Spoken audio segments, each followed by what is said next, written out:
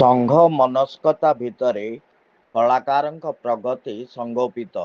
ମହାସଂଘ କଳା ଓ କଳାକାର ହିତୈଷୀ ମହାମଞ୍ଚ ନିଖିଳ ଓଡ଼ିଶା ବରିଷ୍ଠ କଳାକାର ମହାସଂଘ ପକ୍ଷରୁ ଏକ ବନ୍ଧୁ ମିଳନ କାର୍ଯ୍ୟକ୍ରମ ପାଟପୁର ସନ୍ନିକଟ ଏରେଣ୍ଡରା ଶ୍ରୀ ଶ୍ରୀ ଚୈତନ୍ୟ ସଂକୀର୍ତ୍ତନ ମଣ୍ଡଳୀ ଆଖଡ଼ା ଗୃହ ପରିସରରେ ଅନୁଷ୍ଠିତ ହୋଇଯାଇଛି।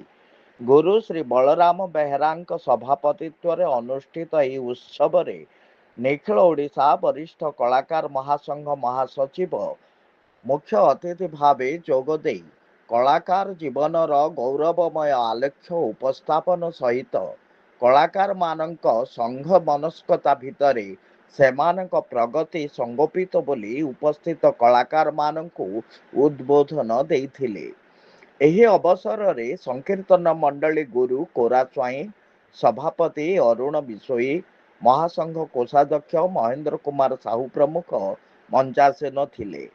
ମଣ୍ଡଳୀ ସମ୍ପାଦକ ସନ୍ତୋଷ ବରାଡ଼ ସ୍ୱାଗତ ଭାଷଣ ଓ ଅତିଥି ପରିଚୟ ଦେଇଥିଲେ। ସଂକୀର୍ତ୍ତନ ମଣ୍ଡଳୀ ତରଫରୁ ପ୍ରମିଳା ସ୍ୱାଇଁ, ରୀନା ବରାଡ଼, ଲକ୍ଷ୍ମୀ ଜେନା, କୁନି ସ୍ୱାଇଁ, ଜାପାନୀ ଜେନା, ବିଷ୍ଣୁ ବରାଡ଼, ମାମି ପ୍ରଧାନ, ନର୍ମଦା ପ୍ରଧାନ, ମିନି ବିଶୋଇ, ଝୁମୁରି ସାହୁ, ବିଷ୍ଣୁ ଜେନା, କାଳି ସାହୁ, ଅମୁଲି ଜେନା, କୁସୁମ ଜେନା, ରୀନା ବିଶୋଇ, କୁମାରୀ ଜେନା, ପରି ବରାଡ଼, ପ୍ରମିଳା ଜେନା, ଶାନ୍ତି ଜେନା ପ୍ରମୁଖ ନାମ ସଂକୀର୍ତ୍ତନ ସହ ଭଜନ ପରିବେଷଣ କରିଥିଲେ।